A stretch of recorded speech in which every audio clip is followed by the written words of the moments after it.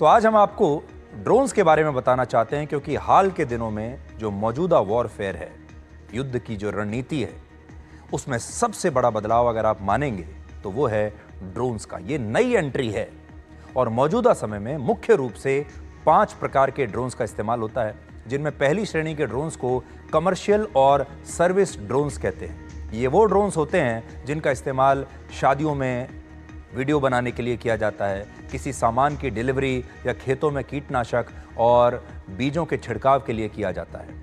ये सिविलियन इस्तेमाल है और आप सुनते होंगे कि भविष्य में एक समय ऐसा आएगा जब आप कुछ भी ऑर्डर करेंगे ऑनलाइन तो वो सामान ड्रोन के ज़रिए आपके घर में डिलीवर हो जाएगा।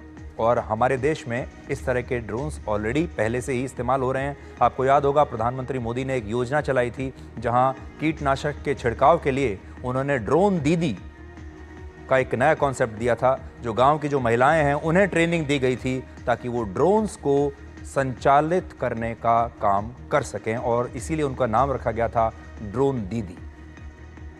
तो ये हमने पहले ही, कितने समय पहले हमने ये सब सोच लिया था।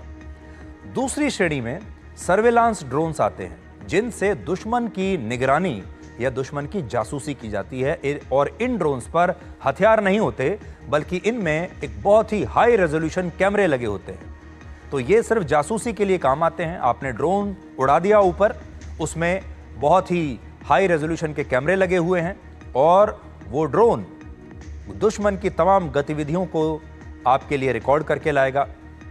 नीचे दुश्मन की ज़मीन पर क्या गतिविधियां चल रही हैं, कहां-कहां उसके एयर बेसेस हैं, उनमें कितने हवाई जहाज़ खड़े हैं और बाकी चीज़ें क्या हैं, ये सब इन ड्रोन्स के ज़रिए पता लगाया जा सकता है। और ये बिल्कुल सेफ होते हैं क्योंकि इसमें पायलट नहीं है। तीसरी श्रेणी में कॉम्बैट ड्रोन्स आते हैं, जिनका इस्तेमाल हमला करने के लिए होता है और इन ड्रोन्स पर बारूद से लेकर मिसाइल तक कुछ भी लगाया जा सकता है। भारत का DRDO घातक नाम से एक made in India combat drone विकसित कर रहा है, जिसमें made in India Kaveri engine का ही इस्तेमाल हो सकता है। और चौथी श्रेणी में लॉइटरिंग म्यूनिशन ड्रोन्स आते हैं, जो हवा में ही एक जगह काफ़ी देर तक रुक सकते हैं और घात लगाकर फिर हमला कर सकते हैं। इस श्रेणी में भी भारत के पास made in India Nagastra drone है और पोलैंड से भी हमने वॉरमेट नाम का एक ड्रोन खरीदा है। और आखिर में सबसे खतरनाक श्रेणी होती है स्वॉर्म ड्रोन्स की, जिसमें बहुत सारे ड्रोन एक झुंड में मधुमक्खियों की तरह हमला करने के लिए आते हैं। ऑपरेशन सिंदूर के दौरान भारत ने हेरॉन TP और स्काई स्ट्राइकर ड्रोन्स का इस्तेमाल किया था, लेकिन कुछ वर्षों के बाद भारत के पास इससे भी ज्यादा खतरनाक ड्रोन्स होंगे और भारत ड्रोन्स का ड्रोनाचार्य बन सकता है, क्योंकि भारत सरकार ने वर्ष 2030 तक भारत को दुनिया के लिए एक ड्रोन हब बनाने का लक्ष्य रखा है। और अगर हम इसमें कामयाब हो गए तो 5 साल के बाद दुनिया के 12.2% ड्रोन का निर्माण भारत में होगा। यानी ड्रोन के बाजार में भारत एक बहुत बड़ा खिलाड़ी बन जाएगा।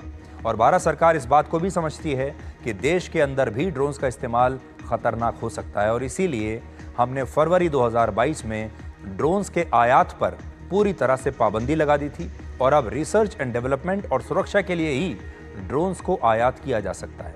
इसके अलावा युद्ध में ड्रोन्स की मांग बढ़ने से काउंटर ड्रोन मार्केट भी तेजी से बढ़ रहा है, जिसमें ऐसे एयर डिफेंस सिस्टम और आयरन डोम वाले सुरक्षा कवच की मांग ज्यादा हो गई है, जो ड्रोन्स को भी नष्ट करने में सक्षम होते हैं। आपने देखा होगा अभी जो भारत पाकिस्तान का युद्ध हुआ, इसमें पाकिस्तान ने भी टर्की में बने हुए बहुत सारे ड्रोन्स का इस्तेमाल किया। उन्होंने भारत में वो ड्रोन्स छोड़े और हमारे एयर डिफेंस सिस्टम ने उन ड्रोन्स को भी नष्ट कर दिया था। हालांकि छोटे ड्रोन्स थे, बड़े सस्ते ड्रोन्स थे, लेकिन हमने उनमें से ज्यादातर ड्रोन्स को नष्ट कर दिया था।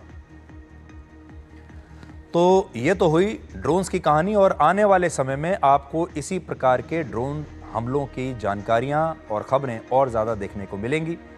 और हमें आज लगा कि आज हम आपको ये जो नया ड्रोन वॉरफेयर आ रहा है और कैसे आगे भविष्य में भारत भी दुनिया का ड्रोनाचार्य बन सकता है, इसके बारे में आपको बताएं।